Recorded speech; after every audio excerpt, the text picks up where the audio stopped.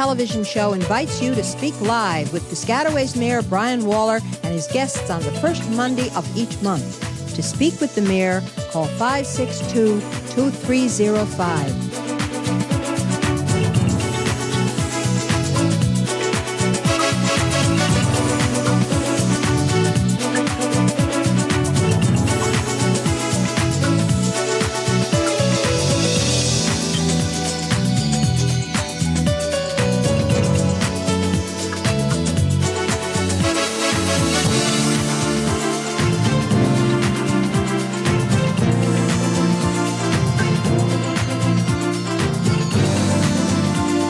Mayor Waller is ready to take your calls.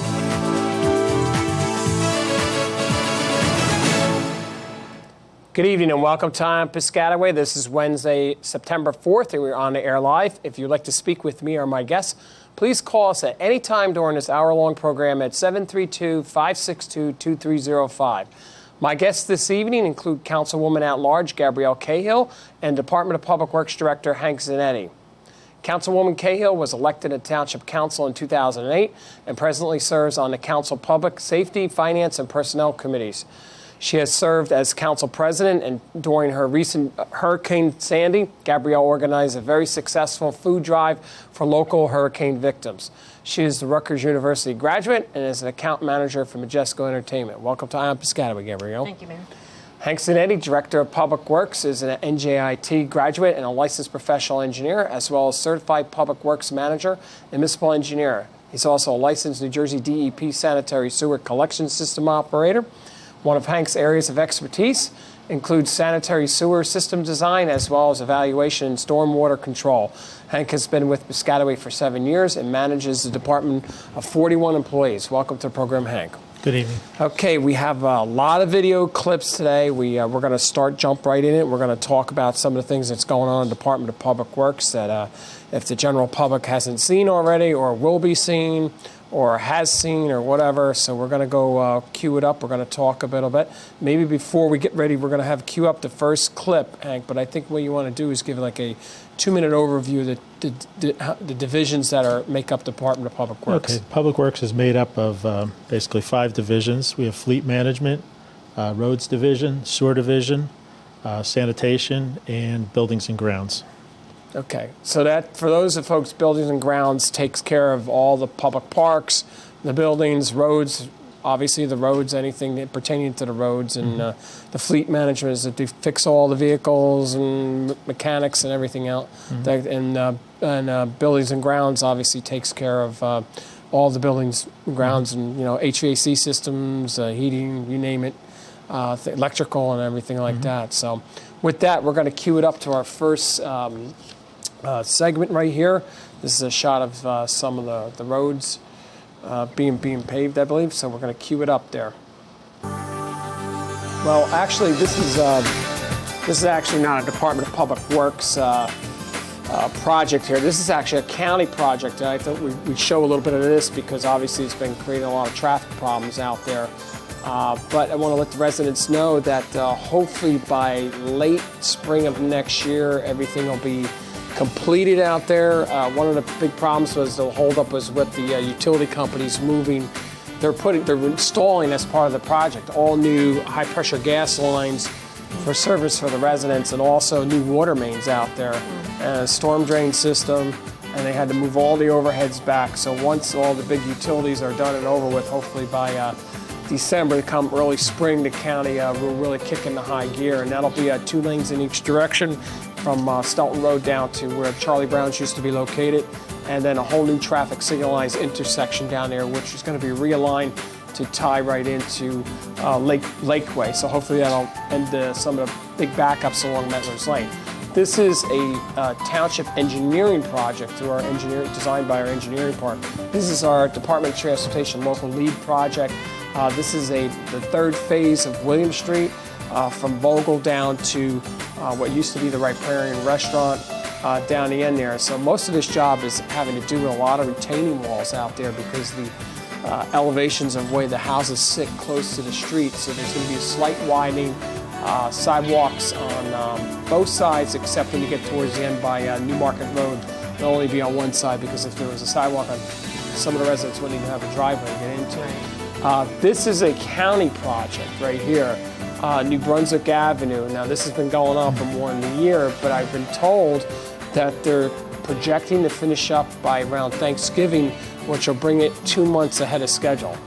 As you see, they built an entirely brand new culvert bridge there, and then that's going to be like a 3-lane, I believe, configuration. There'll be sidewalks on both sides of the street, both on the Piscataway and the South Plainfield side, and obviously new drainage off the roads because there's a lot of little small brooks that go underneath of the roadway there. But you have a lot of people that walk along that road without sidewalks and bike along there, and now it's going to allow for safe passage, both not just for the motoring public, but more importantly for the pedestrians.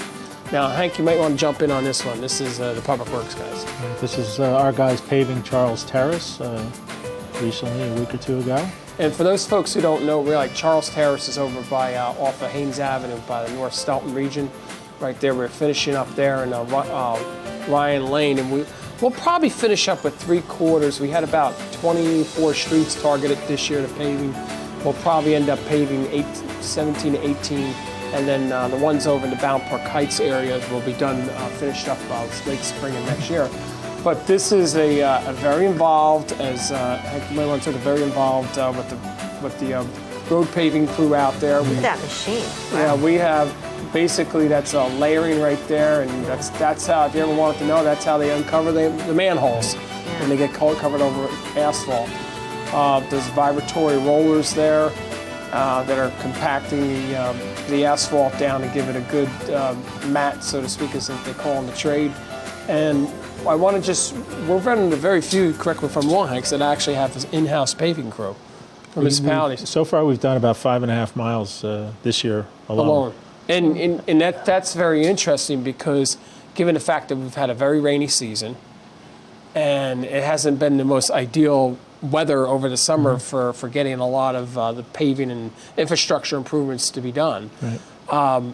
I guess one of the, we're very fortunate because most of the towns in Middlesex County do not have a paving crew. They actually would have to go out and put it out to bid to have their streets paved, and which does drive up the cost a little bit because we made an investment with new equipment out there, and we do a lot of this. We have about 700 roadway miles, and we try to do at least 20 to 30 miles a year, and that's on top of what the engineering department has designed or putting out to bid. Right. So. Right. Yeah, we're very fortunate to have the equipment and the talented manpower to do this type of work. I mean, you just can't throw any person on those machines. No. A lot of them now, it's like the old days. Now they're laser guided machines, and you got to make sure that the weeds are away from the curb because the lasers will read the word. Next thing, and it's putting down more asphalt than it should be, and so it's very paving has actually gotten to be a little bit high tech now. Sure. No different than us with our cell phones now gone high tech. Well, same thing with paving. Yep. And prior to our paving, we have to mill all the roads as well. Yeah, you might want to explain the process when when a street is done out, decided that taking a look at that it needs a repair, the process that we go about till it gets to the paving portion. Well, we develop a list of streets that are to be paved, and we prioritize that. And then what we do is we contract out the milling to a private contractor under contract through the town. And we mill out typically between 1 inch to 2 inches, and in preparation for putting the new surface on. So we don't build up the roadway and have any changes in the drainage and lose curb height. We put back what we take out with new material, and any curbing that's damaged or in bad shape, we replace before we do the milling. And that includes, we do TV the sanitary sewer lines also. We also televise all our sewer lines under the roads we're going to pave prior to milling. So basically, for the residents out there, once a street gets in the queue, it may take 2 years and change because by the time the sanitary sewer lines are TV'd, if there needs to be remediation with any laterals or whatever, leaks that needs to take care. And then the utility companies are notified, both PSE&G and the water companies, if they have to take care of any of their undergrounds or boxes or shut-off switches or shut-offs at the curb. And then we do the street elevation of the street trees, and then the curb, whatever curbing's got to be replaced. And so and then once the street is finished, then we put new street signs up. And then finally, depending upon what type of road, where it is, then new striping goes down. Right. New crosswalks and stuff. Go ahead, Councilman. I had a quick question. So I do know that we always contact the utilities because we like to do our due diligence. In other words, if something major has to be done by them, we want it done before the new road goes down so you don't have a tear up. But so when you contact the utilities, do they tell you, oh, we need to get out there to actually put in new either fiber optics or whatever is they're going to put in? Or like for instance, on a classic example with the county job out in front of the diocese on Mettler's Lane, they're not just doing little sections, they're replacing the entire run of there because that is 50 years old or longer. Right. Is that just the section of Mettler's Lane from Yes, Southwest? right there. And then now they're going to do the same thing along River Road when the county goes under right there. But what we do typically along the county roads, as Hank knows, is that most of the high-pressure lines and larger water lines are in the county roads, where when you get in the individual municipal residential streets, you have the smaller 8-inch or 6-inch lines or whatever, whether it's sanitary water. But what we do notify them because the water company, just like us, and or the utility companies, they have a capital program budgeting, just like we do. So we want to try to give them possibly a 2 to 3 year window ahead that this is the area that we're probably going to be concentrating over the next 2 to 3 years. And you need to start thinking about the capital programming right there. And that's it. So I want to remind the viewers, the number is 732-562-2305. My guests this evening include Councilwoman Gabrielle Cahill, at-large councilwoman, and our Director of Public Works, Hank Sinetti. Now, one of the things that we'll get the back room there to queue up the next clip. It's one of the new machines that we bought because what we used to do is we used to do a lot of striping on the roadways, but now there's new what they call thermoplast out there. It's been out there for about 8-9 years now. At least it's a different setup. So we're going to cue that up and we're going to talk over that. Okay, this is a what they call a thermal laser out there. Maybe Hank, you might want to explain this. What it is basically a dispenser for putting down thermoplastic, which is a traffic striping material. There you can see the hopper, and the gentleman is doing a stir of the material that goes into there. It goes in I believe, 40-pound bags, and you put the whole bag in. It melts the plastic bag and everything goes into the material. And it goes into, once it reaches temperature and becomes a liquid, it goes into that apparatus there, which is a dye, which varies in width from so what they're doing is they're laying a stop bar line. Yes, right here we're so that's putting down obviously more than painting. Yeah. But is that also like sort of iridescent, that material? Is that shows sort of up better, reflective? but more importantly, it lasts, in theory, longer than regular stripe paint. Right. I mean, obviously they're going to get a little bit used to it because the machine, we only have a new machine, but the point is that, it does take a lot of time and manual labor to do a lot of striping. Sure. If there's like a real big run, we'll possibly contract out with one of the bigger companies to take care of the striping, but in a lot of the areas where we've just paved, we're doing stop bars or maybe doing the double yellow line, 50 feet from the intersection, or crosswalks. More importantly, so over the next month, you'll see a lot of the striping of the crosswalks now that obviously school's back in, and we try to do an all-encompassing thing once these roads are reconstructed. So what happens is that after they put the material down, a granular like glass is applied to the. So it drops into it as it's hot, and that becomes reflective. That's reflective. So at night when they're driving along, when the headlights hit it, it'll reflect like. So you'll be able to see it Yeah. a lot better. So that's some of the newer technology. It's a little bit more expensive than regular paint, but you don't get the safety feature mixed in. But in theory, you don't have to come back as often to do that. Right. That's the big savings, is the longevity of the material. Yeah, because we don't have enough people to constantly stripe every area. So when we go into a street, we're going to want to make sure the striping can last like 7 or 8 years if possible. Yeah. That's the payoff. Yeah, that's where the payoff is. Now, when most towns don't have equipment like that, normally they'll contract out or they won't stripe at all. Right. And I think in this day and age, I know, Councilwoman, as you know, a lot of the parents are concerned if they're going to send their kids to walk, especially if they're in walking distance, they want to make sure there's striping down there that they teach the kids to go on the crosswalk. Absolutely. And that's what a big concern is right there. Right. Right now we're trying to concentrate on areas where there's schools and get the crosswalks and the stop bars put in those areas first. Well, now, it's interesting you just said that by schools, because I just received a letter within the last day or so from a lady who lives over in the Arbor area, wanted to know what's the story with West 7th Street right around by Arbor School.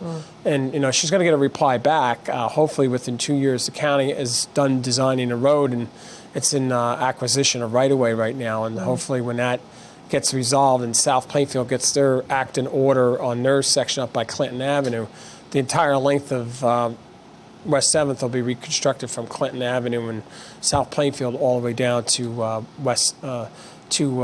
Washington Avenue, in the intersection of Washington Avenue. And that'll include all new curbs, sidewalks, drainage, new striping, traffic signalized intersections, you name it. So no different than what the county is currently doing on New Brunswick Avenue.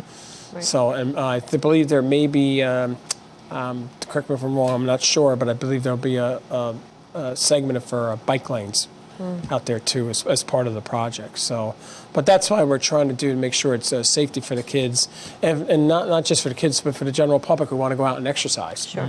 That's the key.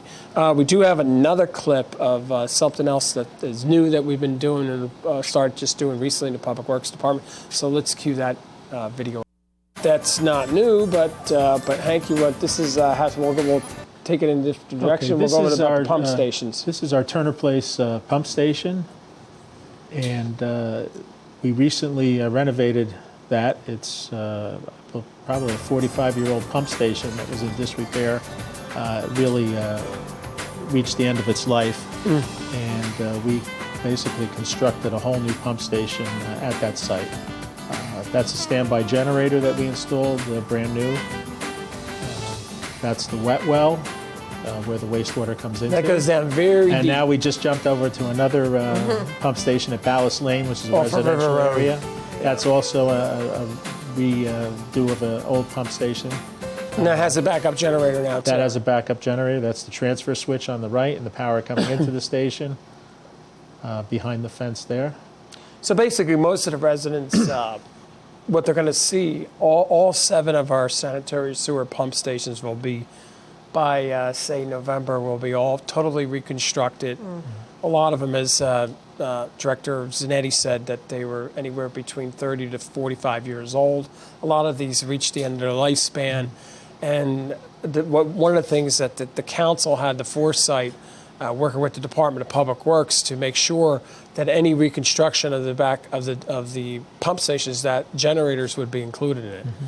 And the significance of that is, as we all know, in a hurricane, without power, you still got to pump sewer because people still flush. That's right. And we don't want to see a backup in the system that's going along, and we're probably the only town that's actually been proactive in this area to take care of this. The Ballast pump station also has that where the materials can come into it, but it doesn't get into the well water, if I'm correct. There's like some sort of screening process or something like that. We talked about it where it would protect it so there wouldn't be as much backup from in the sewers. Yeah, I mean, but that's all encompassing that.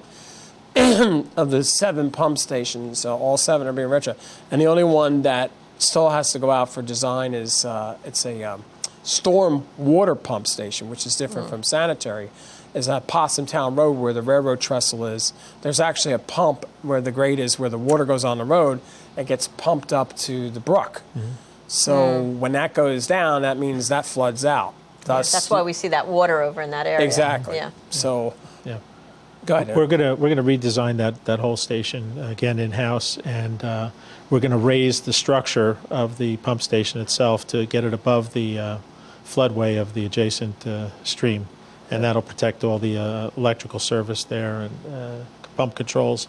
And we also want to install a generator at that site as well. Now, all of it, we did submit to FEMA. A lot of it was damaged during Hurricane Irene 2 years ago. And obviously, they didn't feel it was damaged or whatever. In other words, it was rejected.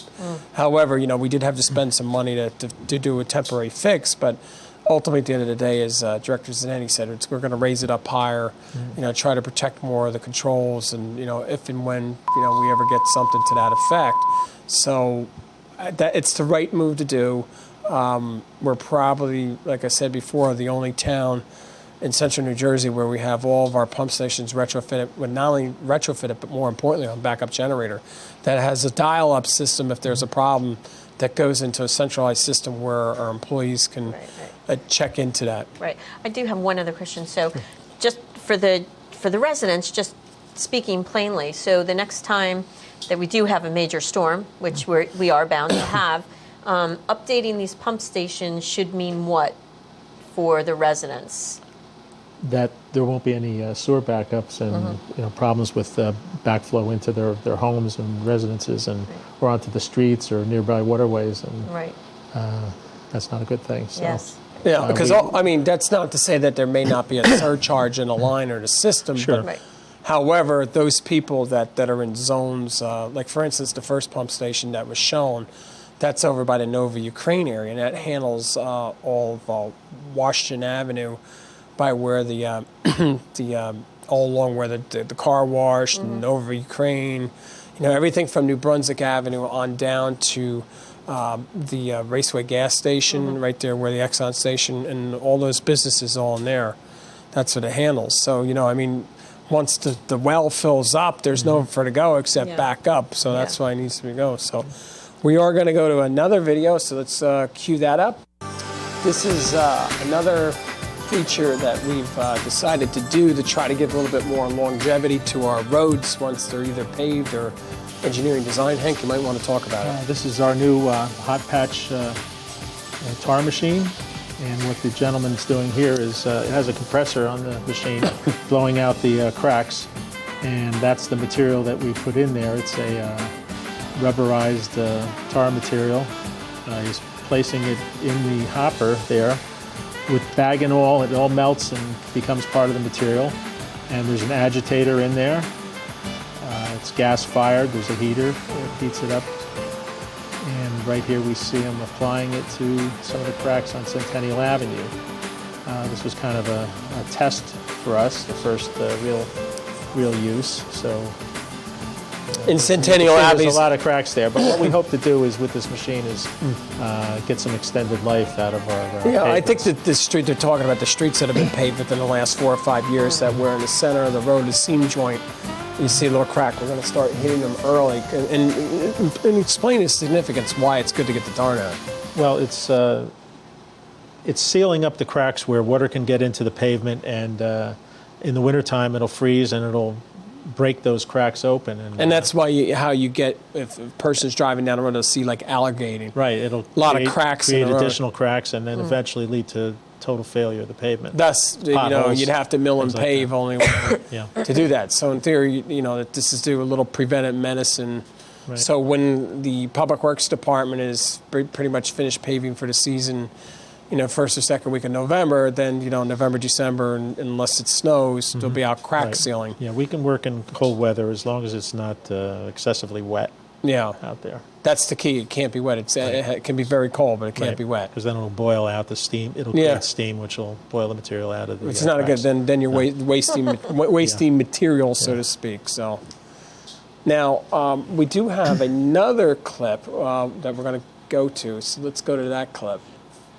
It's about the sanitary sewer, TV in our sanitary sewer lines. Okay, go ahead, Hank. Okay, this is On South Avenue. a leak. Take a picture and video taken by our TV truck, which uses a crawler to go down the pipe. It has a camera on it that can pan and tilt and make a recording. And following our inspection, we would come out to, say, this location, and maybe, depending on how bad it is, we can either do it with a patch that's inserted through the line. It's like a fiberglass tube that is expanded against the pipe and it cures. It's got a resin in it. Cool. Or we might have to dig it up and make a repair. Yeah. Now this one's on Brookside Road. Right.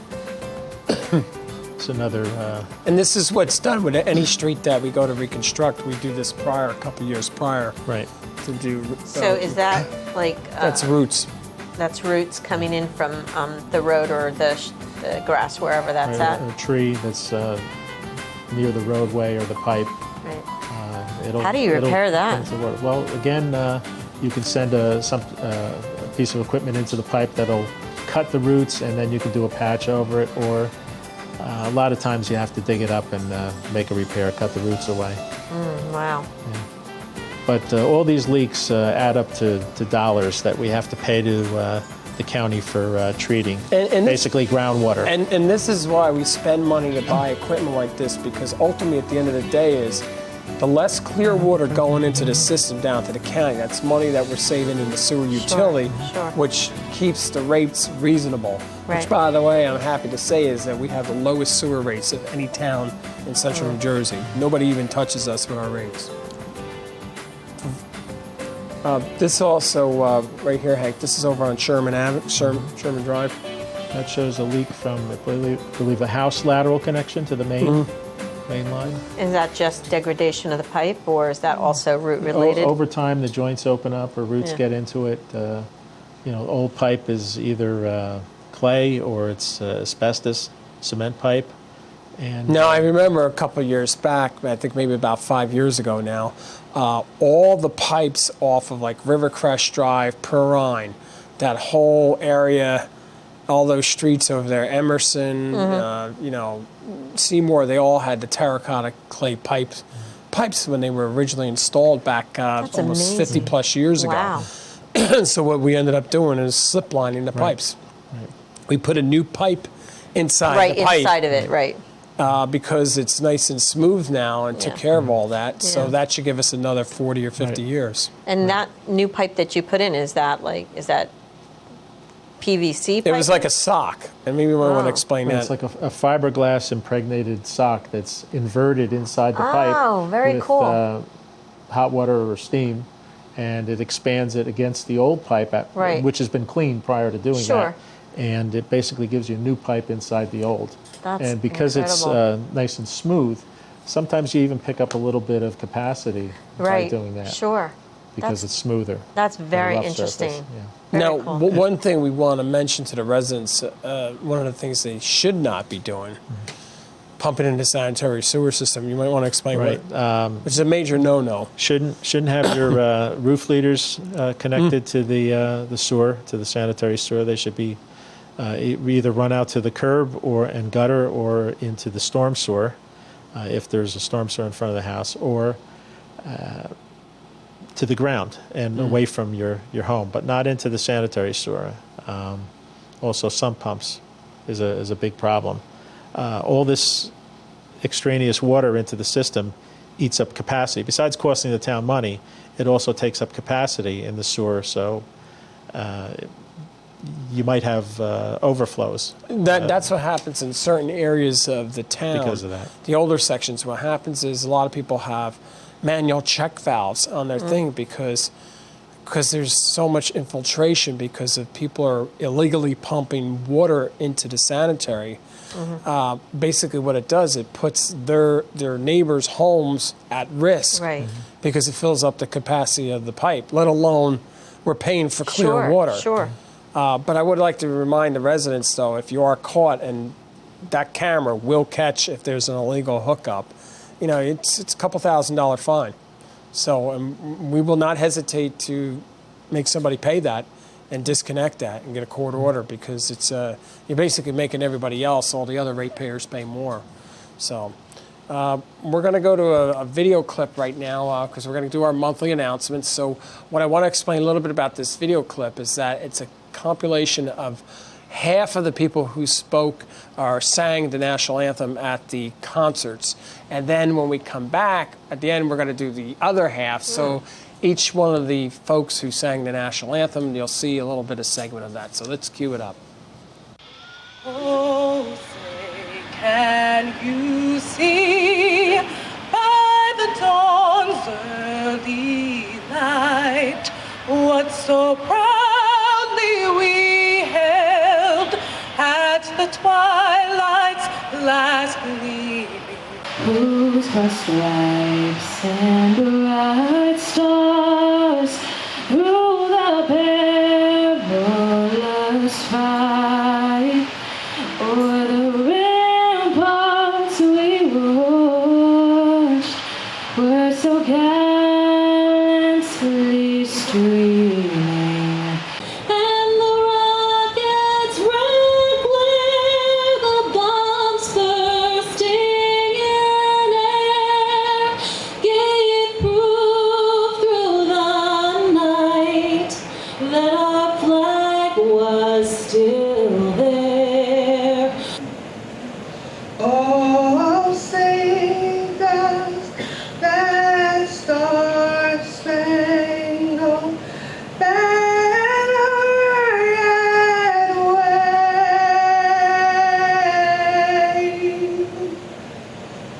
o'er the land of the free and the home of the brave.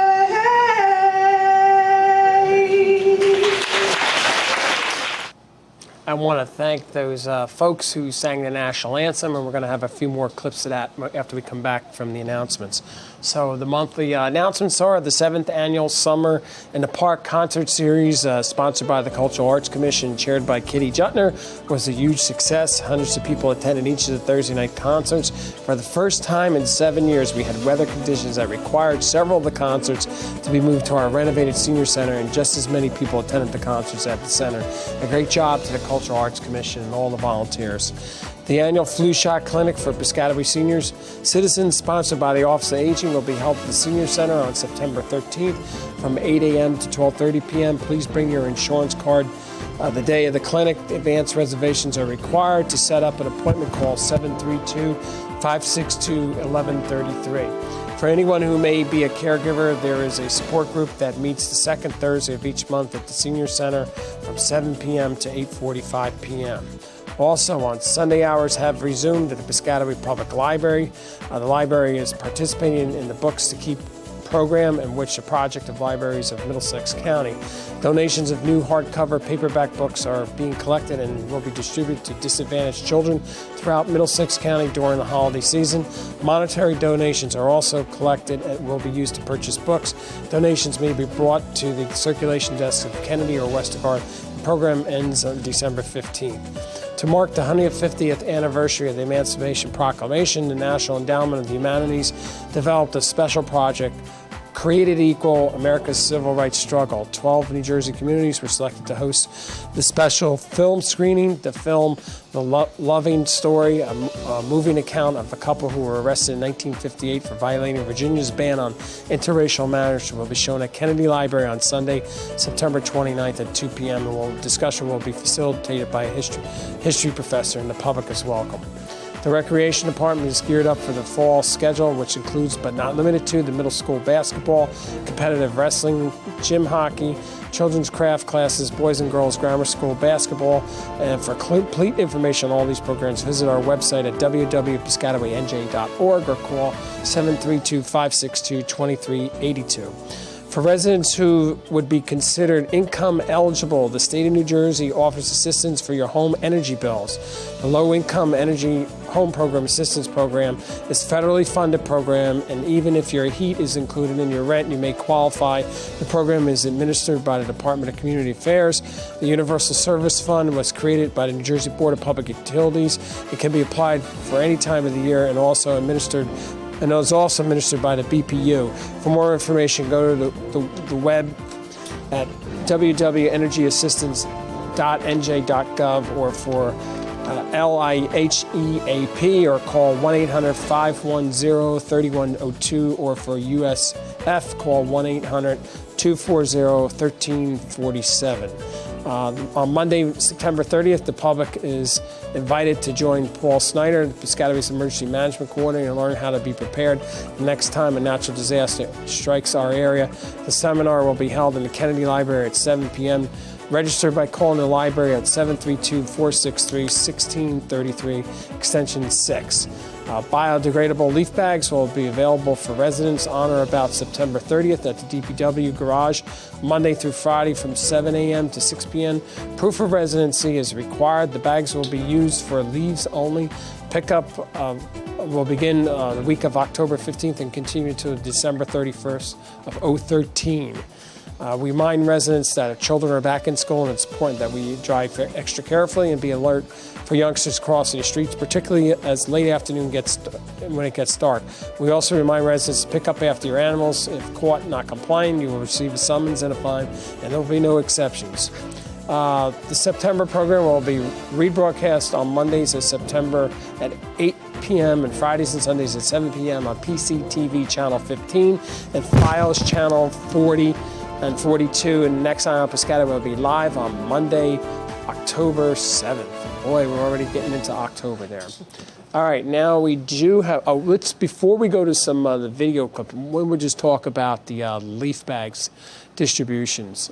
So the residents get 2 packs, so there's 20 bags per pack. Right. They get coupons for 2 packs for free, and additional bundles are available for $6, a bundle of 20 with coupons. Okay. To be purchased at the tax office. Okay. Now, we will be making arrangements where we'll have an extended hours during like a tax collection season where people can go in maybe on a weekend and purchase that too, like that we just did recently within the last week and change. So. Right. Also, they'll be available in the DPW yard between the hours of 7 a.m. to 6 p.m. Now, a lot of towns now are not using the leaf bags anymore. They're just telling people to go out and buy your own leaf bags. Do we ask our residents to bring ID? Yeah, they get a coupon that they can show right there. Right. But we used to have unlimited leaf. But what happened was there was a lot of hoarders. I mean, we'd had individuals that were coming every day to pick up packets. And then what happened was if somebody moved out, we would end up at the curbside, you'd see bundles on bundles of out there that we ended up having to throw out, which is a waste of money because each one of them costs anywhere between 27 and 28 cents a piece. Sure. So, it is what it is. Yeah, and our prices are competitive with the big stores. Yeah, Home absolutely. Depot and Lowe's. So let's cue it up. We're going to go to some video things and some things that went on at the senior center over the last couple days. So look, this is the grandparents' picnic day, actually with our senior citizens down at Riverside, our newly renovated Riverside Park down there. And I see Sparky from the Patriots was there too. He was hanging out there for a little bit, and I know a lot of the grandchildren had a lot of great time with the grandparents down there at the picnic, which was sponsored by the Piscataway Senior Center. It's a great new park over there. Yes, and they all loved down there the amenities and that's one of the very few parks north of 287 where there's accessibility to the Raritan. Right. That close. Right. A lot of people don't realize that. So, but it was built, as we said before, on the assumption it was going to be flooded again. So, so this time it's not a lot of steel, a lot of concrete. So. Easy power washer, right, Hank? That's right. So easy cleanup. And this young lady there is enjoying the fruits of hanging out with Grandma and Grandpa, chowing down on some food. So, but You know, in what the benches, I have to say there, we even have handicap benches in there where if somebody's wheelchair bound, that they can actually wheel right into the bench to picnic with everybody. So we really thought of everything. All right, we're going to go to the next video here, which was the senior citizen beach party. This was actually in the center. They do a lot of, there's always something going on the entire month over there. Just going to say, so, can't wait they to had a lot of Beach Boys music going there. And I was really surprised people weren't dancing on the tables there. Just as well because I mean insurance claims. So, and our freeholder director from Middlesex County, Ron Rios from Carteret, actually was in the area and stopped by to say hello and shook a few hands to the seniors, let them know because a lot of people don't realize this. A lot of the county programming is run out of there, and it's talking to Joe Nigro, one of our longtime vets here in town. You know, we work hand in hand, as Councilwoman Cahill knows, with the county government to provide services, whether it's providing federal services through the county or through us, and anything we can do to help out the seniors here. That's, I believe, Michelle's mom there. That is. Yeah. It's cutting a rug. And there's nothing wrong with dancing because it's good exercise, correct? We do have another clip, and we're going to go to that one right now. It's football time at Piscataway, so let's go to that clip. It's a very, very intense sport to be down there, and we have a lot of dedicated parents and coaches down there that work with the kids. And this was the first game of the season down there. And I think all four of our teams won that team, so. Matter of fact, they actually had to put the mercy rule in effect on that one game that it was filming because they ran up the score too much, which John Knapp, one of our employees in the recreation department, and some of the other coaches there. And, you know, I have to say the high school football team, Coach Dan Higgins and also the other coaches actually work very closely with a lot of the coaches here on the Pop Warner program, you know, and try to inspire the kids even at a young age there to know that. So they really enjoy working with the coaches and practicing, especially playing on the high school football field. They really love playing there. It's a great program. Yeah. One of the big problems that we are having, though, is that I think the actual Pop Warner League as a whole is not, you know, doing health-wise in a sense that, you know, it's become very hard to schedule games and things like that because there's less and less teams. Like, for instance, one of the teams that they were playing out there only had like 18 players on. And those kids had to play both sides of the ball the whole time. And, you know, it's just not good. I guess we're just very fortunate. We do have another clip of the Mettler House annual picnic and award ceremony, which was held in July. So we're just getting around now to doing it. So you're going to see pictures of June Sadlowski, our director of the museum, and then there's Hara Durkin, who's our assistant curator, and these were some of the recipients of the volunteer award certificates there. Dave Albert's our board of trustees chair right there, and then what happened was we had to move it inside very quickly because we had a major downpour. Right. You had nice weather and then down there, but. And speaking of the Mettler House, we did award the contract for the reconstruction of the new ADA bathroom facility there, where the garage is going to come down, and then a new adjoining handicap accessibility bathroom facility is going to be built there. Right now, unfortunately, it's not ADA compliant, so they can't have it actually as a museum where the general public can come in until it becomes ADA compliant. So this will, hopefully by the summer of next year, it'll be ADA compliant, and we awarded the contract. And as a matter of fact, the demolition is going to happen very shortly. Correct me if I'm wrong. The pre-construction meeting, I think, is scheduled for next week. Yeah. So, but, you know, there again, it's going to be designed as if it's compatible with the historic structure and things like that. So it's a long overdue. So on that.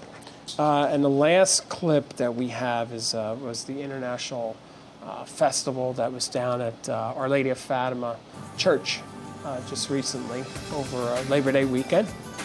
And we're down there to say hello to a lot of the cultural groups that decide to come out and celebrate International Festival with the parishioners of Our Lady of Fatima. And there's Antonio Bagno and some of the officers of the Filipino American Association of Fatima. And then there's so many other folks down. They brought a lot of the crafts and some of the brochures of different countries around the world, which was very good. And I got a chance to talk with a lot of the residents there. And I even had Pope Benedict decide to stop in Piscataway. That's impressive. He gave a little drive-by service there. You can get a photo op with him. And so I met a lot of families. And of course, there was plenty of food there. Yeah. So if you wanted a meal for dinner time, or that's the folks from Cedar Grove Catering. I know you ate very healthy, right? Because absolutely. Of theirs, and we went there and got some food to go for the boys, and then some beef kebabs, and then whatever else. So I snuck a piece myself. Now they had to get me on the clip. They had to get me on the clip eating that. I mean, I walk like 4 miles a day, so you had to get the clip of the kebab there. So, oh well. Teaches me next time I shouldn't eat on camera. We'll insert a picture of you having salad. Yes, that's okay. Fine. Thank you, Councilwoman. So Hank, one of the other things we want to talk about, I know it's only September, snow plowing. What can the residents expect? Now, we had maybe 1 or 2 good snowfalls last year, but we do have a new system instituted. Maybe you want to talk a little bit about it. The GPS system? GPS, yeah. Yeah, we've, along with the new radios that the police and the whole town has gotten, we have a GPS system now, which allows us to track our trucks as they're doing their snow plowing. So we had a tryout of it, let's say, last year. The system was pretty new, and it really helped out. We were able to, when we got calls into the office of streets not being plowed, we could dispatch a truck based on their actual location, real time, which was a big help. But I think one of the advantages for that, actually, the system actually can tell when the plow blade is down and when salt or sand is being shot out the back, too. Right. There's switches integrated with the installation on the truck that allow us to see by a change in the symbol on the big screen TV that we have. That'll show whether the plow is down on a street or up, and whether a sander is on or off. And we can even do tracks of vehicles and see where they've been and what they've done. All right, we're going to hold that thought. We're going to have the partial. We got about another 6 minutes of video left, and part of it's some of the other folks who sang the national anthem, because remember we had 8 concerts. So we're going to go to that video right there. Oh, say, can you see by the dawn's early light what so proudly we hailed at the twilight's last gleaming, whose broad stripes and bright stars through the perilous fight o'er the ramparts we watched were so gallantly streaming, and the rockets red glare, the bombs bursting in air, gave proof through the night that our flag was still there. Oh, say does that star-spangled banner yet wave o'er the land of the free and the home of the brave? I want to once again thank the folks. This was something new for us. It was a suggestion by one of the vets down that came to the concerts. And Kitty Jutner, during the winter months, had some auditions for folks that tried out for the audition. And this is what happened. It's a great idea. No, it's good. And we're going to do that again next year. And we do have another video of, speaking of which, the concerts. So let's go to that video.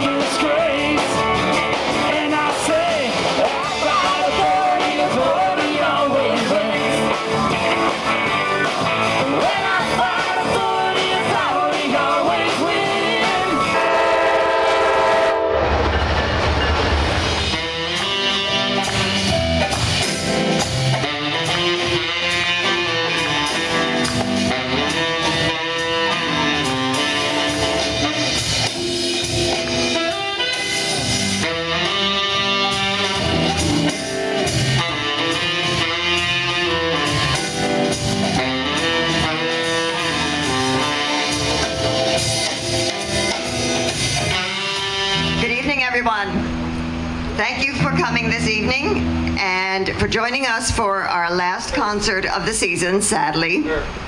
And I do hope, and all of our commission members and the mayor, we all hope that you did enjoy this year's concerts, that you enjoyed it as much as we did in putting on the concerts for you.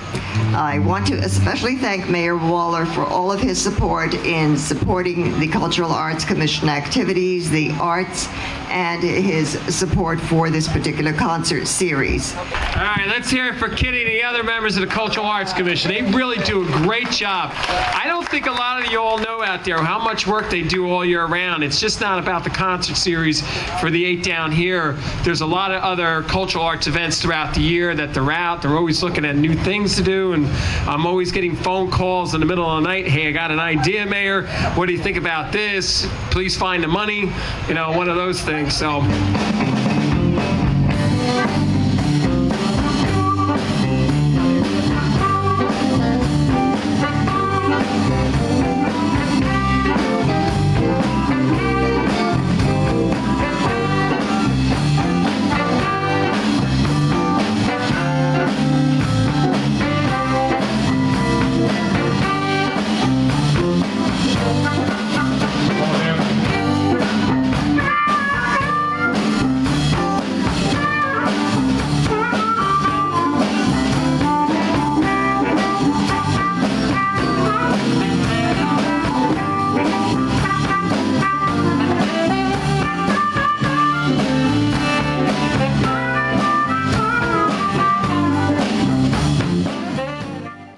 Well, once again, there was some of our nice clips throughout the summer months, and I know, Councilwoman, you were down at a couple of the concerts. Mm-hmm.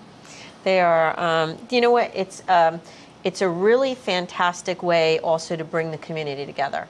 I mean, not just to enjoy the music and all that, but you meet neighbors who you might not otherwise see. I mean, obviously, it's really advantageous to, you know, the officials in town because you get to meet different people who come out for those events.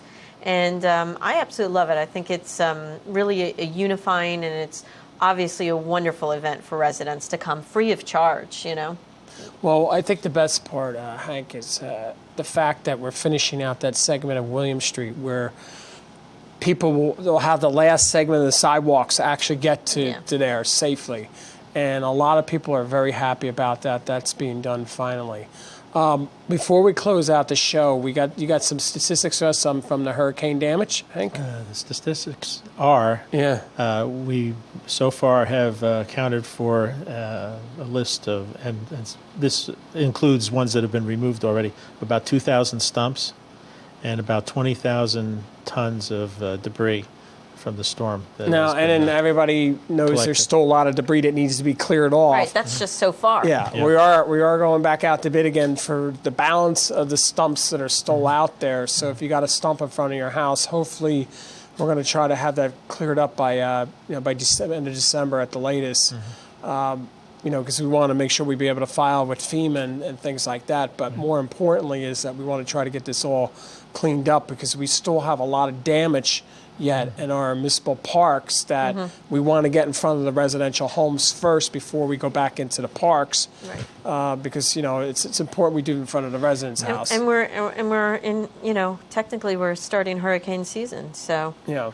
And speaking of that, we were one of the very few towns, if you talked to a lot of officials, that both on our government services were operational both before, during, and after the storm. We were on backup generator on a lot of our sites, and we were able to help out people. Unfortunately, we didn't have the senior center up online because it was under reconstruction, but a lot of our services were online. And the respect is even our traffic signalized intersections, even though there was no power because we were on backup generator. Right, we can power up our signals with our light towers, and we also have other portable generators. So if a signal goes down due to lack of power, we can run a generator out there and get it back up and running, keep traffic flowing. Yeah, and I think the critical thing of that is I know a lot of people were calling, well, why are the traffic signal lights working when we have no electricity? It's because we invested in buying a lot of these backup generators a while back as Councilwoman. Right, and as the mayor said, government was open, and we had residents who were able to come to the municipal building, speak to the mayor, speak to the staff, get some updates, charge phones. I mean, at the libraries too, I believe, were available. So, as the mayor said, we were one of the few towns that could do that, and it was important, I think, to the residents to know that their government was there for them. I mean, that's what government is meant to be there for, our safety, our public safety. Our complex, just for example, is completely powered by a generator if we lose line power. Right. We can operate fully. There's no loss of any services within our buildings. So we can pump gas, service vehicles, run the police station, dispatch, and all the other things that we have to do during a And I think disaster. a lot of people were amazed, and then that includes by December this year, everything else will be finished. But with that, we're looking forward to seeing everybody at the October show, and don't forget, start of Rutgers football is ahead. So we got a lot, and the college students are back, and kids are back in school. Just keep an eye out on the roads. We'll see you in October.